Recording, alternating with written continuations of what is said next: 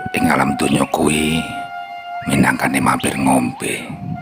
Kudu nrimo, kudu sabar, kudu ngomong karo awake dhewe uga wong liya. Sifat atigang, atigung, atiguna ora bakal menangke lakon.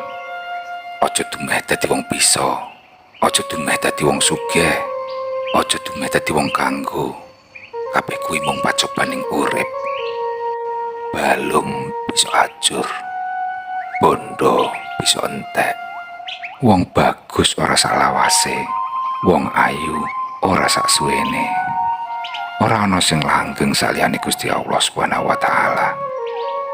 Sing jujur aja ngapusi, sing pinter aja keblinger. Nek kowe krasa lara dijiwit, ya mbok aja njiwit wong liya. Sing eling yo ngger,